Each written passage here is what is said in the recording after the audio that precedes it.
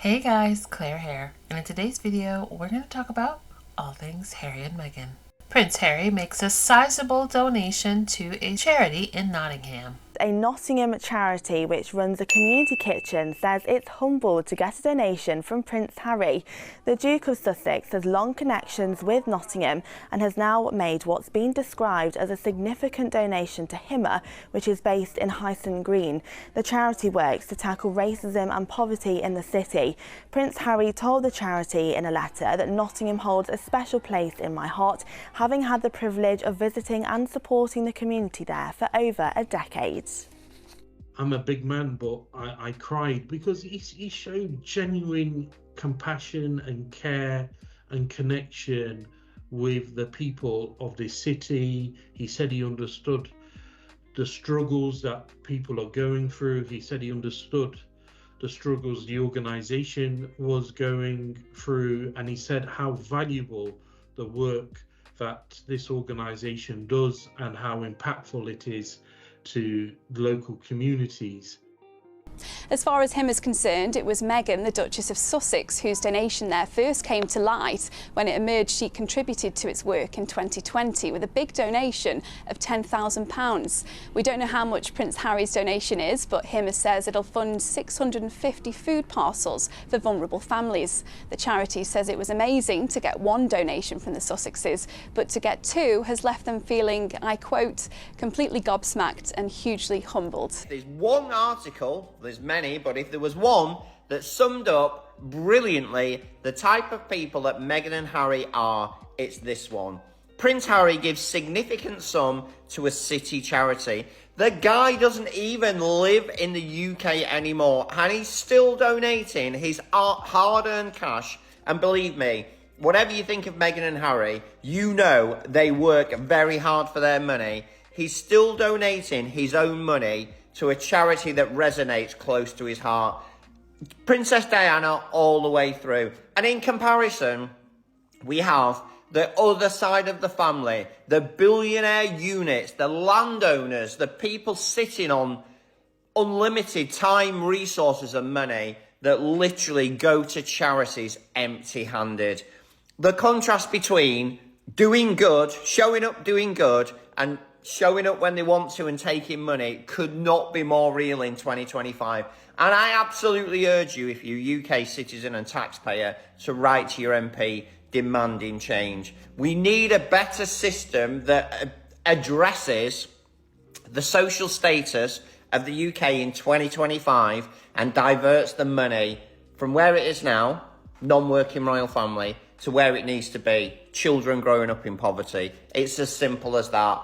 Now, speaking of showing up and do good, recently Women for Afghan Women posted photos from a wellness program for Afghan women, and this program is due to the generous support of the Archwell Foundation. Each month, newly arrived women join together for yoga, art, and healing conversation to build powerful bonds in community. Have you noticed the way the world treats people who will refuse to play by their broken rules? So Diana, she was loved too much. Meghan, she spoke too boldly. Harry, he chose peace over power. And for that, they were targets. They tried to crush Diana. She became a legend. They tried to silence Meghan. Now her voice is louder and she's controlling her own narrative. They tried to shame Harry for choosing his wife and his children over some institution, and yet he is now being treated like a king. When people are determined to destroy you, it's really not about you. It's about what your freedom exposes while they remain in chains. Be like Diana, be like Meghan, be like Harry. Live your life unbothered, unapologetic, and unbreakable.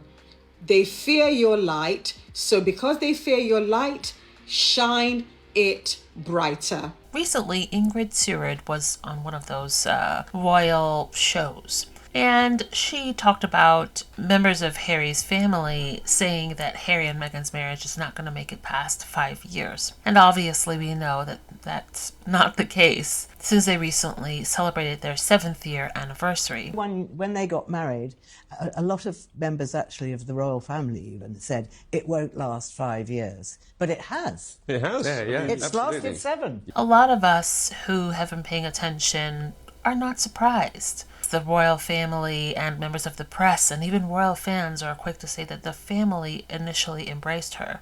The more we hear about what really went on behind the scenes, the more we know that those welcoming smiles were really just a mask. Now, whatever Ingrid says, I take it with a grain of salt because she has proven herself to be a liar. We saw her and many other royal correspondents willing to take a little bit of dollars, or in this case some pounds, to say things that were not true, things that were disparaging towards Harry and Meghan. So, and also with all of the interviews that she does, this is her thing, a spin. She always has to put a negative spin on Harry and Meghan. So take what she says with a grain of salt. And with that being said, is it hard to imagine that they actually said that? No. And only because of what Harry wrote in Spare. William not wanting Harry to marry Meghan. She's American. She's an actress. From the facial expressions of members of Harry's family during their wedding day. Kate being essentially a bridezilla at someone else's wedding. Charles not wanting Meghan to work within the institution. Telling Harry that he doesn't have enough money. She should go back to act. How is that ever going to work? It wasn't, and that was the point. She never stood a chance. Here they go, telling on themselves and proving my point. It was the royal family briefing that the Sussex marriage wouldn't last 5 years. They are always briefing. All of this information is coming from them. And therein lies my point. They use the media to bludgeon the people they don't like. I know you guys caught that, what this lady said. This lady who has called Meghan every name that we've seen in comments negative about Meghan. This lady has said the royal family said that they weren't going to last 5 years. You caught that. She admitted that. How would she know that information if she wasn't briefed by the royal family? Been saying that. Prince Harry said that in the book. Remember, I was like, common sense. And I wish that this got more attention because she just admitted what we've been saying, the people that love and support Meghan and Harry, is that they are an scapegoat. She admitted it. As ever, has been posting a lot more on Instagram, so I'm hoping that means that a second launch of products is soon coming. And I hope this time around, things like the spread, the crepe mix, the cookies, the flour sprinkles are in stock and remain in stock for quite a while, and maybe introduce more products like the limited edition honey and other products that may be seasonal. Fingers crossed. Speaking of which, this creator shared a wonderful video of him assisting a bride-to-be in her wedding weekend celebrations. Meghan reposted it on her As Ever Instagram account. Now I can't share it because it has a lot of copywritten music, but it's so good. Definitely recommend you check it out. I think people who didn't know who Meghan was before she met Harry assume that she is rich and famous because of the royal family, and that couldn't be further from the truth. Her net worth was $5 million before she even met Harry, and that was from being an actress on Suits and also from her side projects, including her blog, which was called The Tig. I'm a firm believer that if you say she's an out-of-touch rich woman, you're not actually listening to anything that she's saying. Because yes, she's a rich woman, but she is not out of touch. She talks constantly, openly and vulnerably about how she made it to where she is today. She talks about what it was like to be an auditioning actor and what her life was like when she did not have the money and the resources that she has now. And not only does she talk openly about the process of becoming a powerful and successful woman with influence, she is now using her influence for good.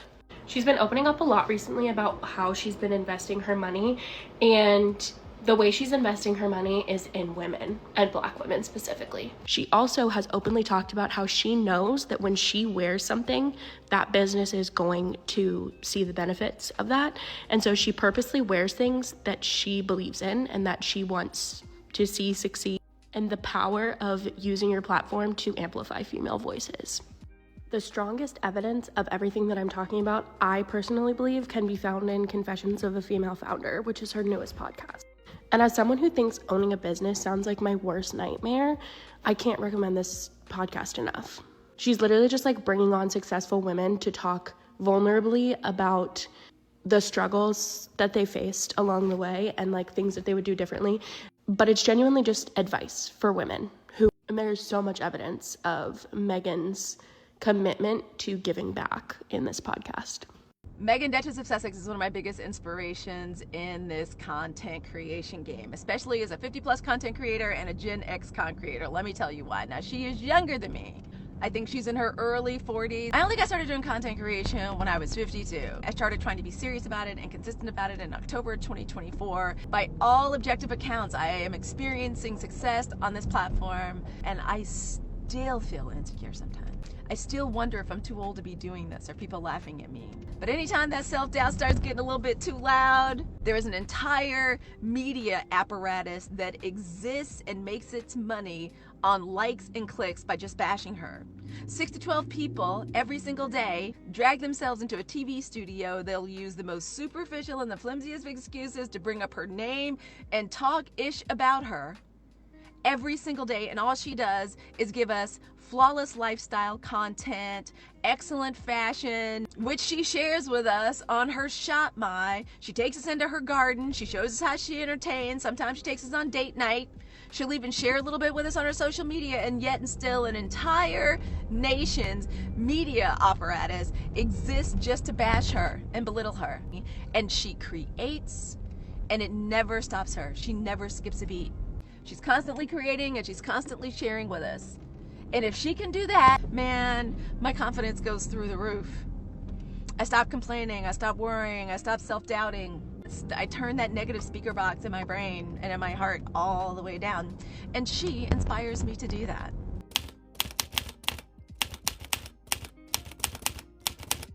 But one of the more interesting things about this is I feel like his whole motto is, you are not rewriting my history for me. We're not going to say that I tried to abandon my family when I literally fought to try and come back, and you are stopping me every step of the way. Because look at the way they treat his mother. Ever since Diana died and Charles had to go on a campaign to try and rehab his and Camilla's image, they have been consistently trying to rewrite how Diana was. She was crazy.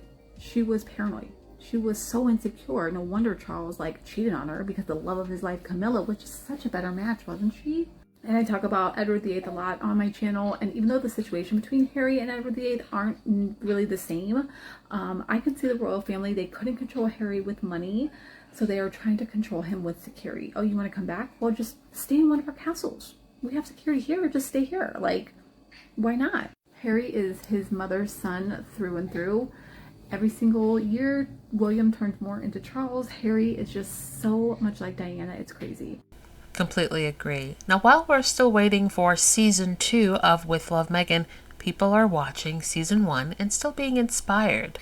But I've also found time to lay down and watch several episodes of With Love Meghan. And I think that the show is super sweet, super delightful, super simple, super lovely. And, it's been an inspiration to attend to my own little recipes and cooking efforts in a more considered, leveled up way and all the rest. And I've gotten off on watching all the beautiful recipes coming together and the decorating with flowers and the herbs and heading into the garden, etc. What I struggle with is every time I hop in this app, I just see this outpour of hatred towards Meghan. And I just cannot believe so many people have the time and energy and have taken it upon themselves to absolutely bully this woman. Get a life. Focus on your own life. What are grown adults doing bashing another girl when she's simply just in her element, living her best life, living the life she's choosing to live, which she has every right to do, just as you've got every right to live the life you do. If you're not a fan, don't tune in. If you don't like her, don't follow her. But the fact that there are people that blatantly want to tear her down when quite frankly, you've got absolutely no idea the extent of what she has endured being in the position that she's ended up being in. So just get a life, move on, and stop bashing and bullying other people. That's what leads to suicide in others. You do realize that, right? If that was your sister or cousin or whoever, would you feel comfortable everybody bashing the hell out of her online? It's not okay. It's not acceptable. Stop hiding behind social as though you've got all the answers and like you have a right to completely chastise the life of another woman. It's disgraceful. Get a life.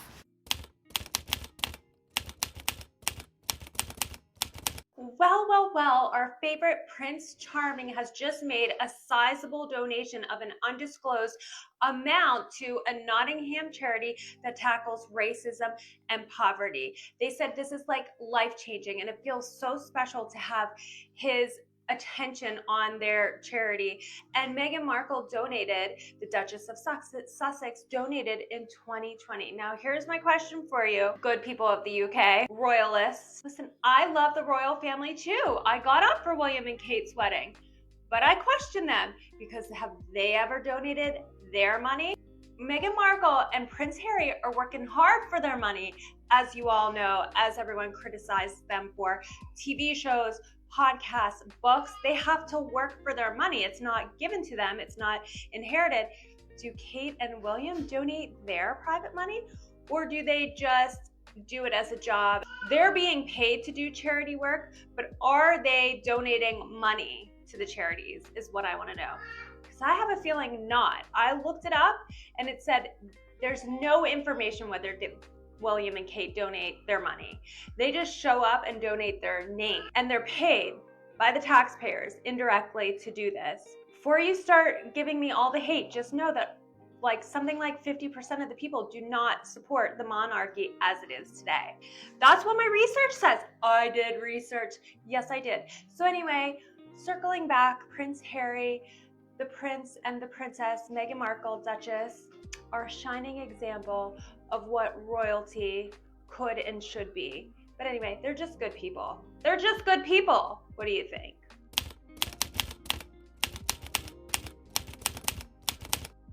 Would you wear a uniform every day if it made you feel invisible? What if you could redefine that uniform and disrupt a billion-dollar industry doing it? That's exactly what Heather Hasson did, and her story is wild.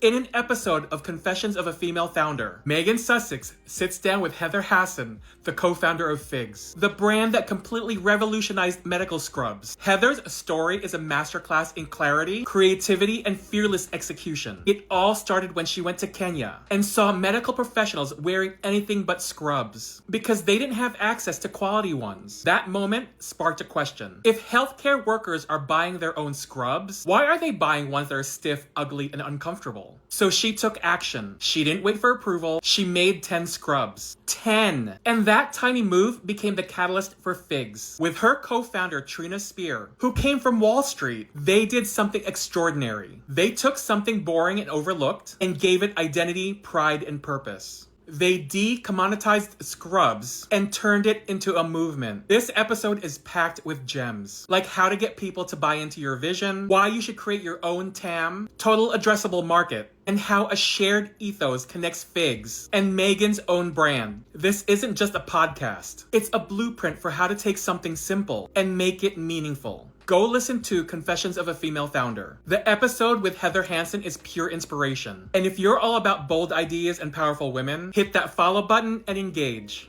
Oh, Confessions of a Female Founder, episode 7 dropped today, and I just got done listening to it. Our Duchess of Sussex interviewed Cassandra Morales Thirstwell, the founder of Kitsch. So I am familiar with the brand, and Kitsch is a hair care line for everything from the time you wake up to the time you go to sleep. This episode was all about bootstrapping, and when I tell y'all, I took so many freaking notes. So my first takeaway today from all of the notes that I took is manifest your brand, boo. So Cassie talked about how she would write down her vision of what she wanted for Kitsch. She wanted to be the #1 selling brand in Target, and they wasn't even in Target yet. They wound up being one of the top 25 beauty brands. So when you write down your vision, put it out into the world, the universe will provide and make it even bigger for what you want. My second takeaway was she talked about how patience is the profit strategy. She said typically all entrepreneurs or anybody that's building a business, everybody is racing to be successful. And she was like, what you need to focus on, especially when you bootstrapping, you need to focus on the details. Customer service, the product, that's where the money is. And that's where you will continue to have repeat customers. And the goal is to have longevity so your business can be around. Like, woo, when I tell y'all that is so good, I wish everybody had a man like that when you're building a business, which is why people give up so quick. My third takeaway is when she talked about how you need to wear every single hat in your business, do all of the jobs. And when you're first starting out, you are everything to the business. And once you start growing, you start hiring people. But she said the magic in that is being able to write that job description how you want that job to be. So once you pass the hat on that you have worn, people can do the job exactly how you envisioned it, and the business can keep running and growing from there. When I tell you all that was brilliant, my bonus takeaway from today, which was amazing. This girl, she has never taken any investment dollars. Like, she started this business with $30,000 and has grown it to a multi-million-dollar business and hasn't given any of her equity away. When I tell you all, the Duchess of Sussex was even shocked.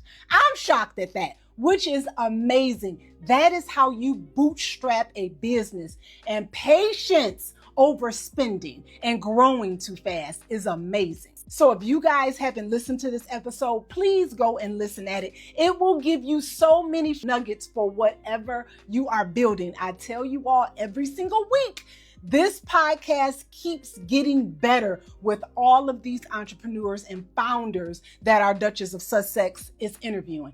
I absolutely love this podcast, and it inspires me so much to keep building what I'm building. And I hope it's doing the same for you. Prince Harry and Meghan Markle got married 7 years ago, which is kind of crazy to think about, but I love an excuse to talk about a royal wedding because I love talking about morning dress. Morning dress is really rare in American society, but the British royal family, they love morning dress. They love wearing morning dress. Morning dress is very fancy. It's the daytime equivalent of white tie, and it makes sense for a royal wedding because it's kind of like a diplomatic affair. Of course, the fashion was amazing, so let's review some of my favorite looks. I'm just so obsessed with this outfit from Amal Clooney. I have literally had this picture saved on my phone since 2018. It is morning dress perfection. It's so good. The modest and conservative dress, it's a little bit lower than the knees. The hat at the perfect angle, oh my god, it's so good. She was my best dressed in 2018, and I think she's still my best dressed now. Then again, I look at this picture of Lady Kitty Spencer, Princess Diana's niece, and I'm like, oh my god, the face card is just lethal. I love this dress. I think it is so fun for a morning dress wedding. The fascinator with the feather and the mesh overlay, oh my god, it's so good. Speaking of getting a lot of criticism, I remember Kate Middleton's outfit being very controversial because it looks white. I believe the shade is actually like primrose yellow, which like whatever. It definitely looks white. It photographs white.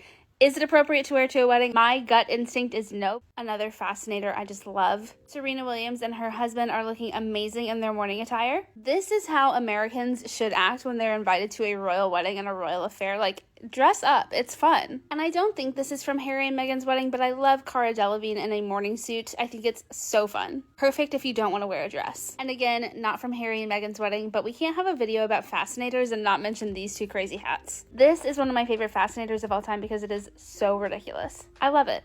And in case you thought this whole wedding thing was new for me, no, it's not. This is a picture of the breakfast that I made at 3:30 in the morning when I woke up to watch Harry and Meghan's wedding. I have always been insane. Is it just me, or does anyone else hate seeing these pampered princes wearing a ridiculous number of medals? Neither one of these men have seen active combat, and yet here they are, laden down with 10 at least medals. Not even FOTUS has done that yet. What are they for? Pruning rose bushes? Driving a biracial American woman out of the country? Being the world's worst grandfather? Using excessive force to break a dog bowl? For planting all of those stories in the Daily Mail all these years? largest briefcase full of cash award for the most number of stolen jewelry in their vault. I don't know. Give me your worst takes. I'd love to see them. Can you imagine your greatest boast being that one day you're going to be queen? You're going to be queen. And the only way you're able to garner any attention in print or video is to have your sister-in-law's name attached to anything you're doing. That's gotta be rough. And with that, we'll conclude today's video. Wherever you guys are, I hope you're having a wonderful day. Don't forget to like and subscribe if you enjoy the content. Also, don't forget to hit that notification bell so you'll be notified whenever there are new uploads. Bye, guys.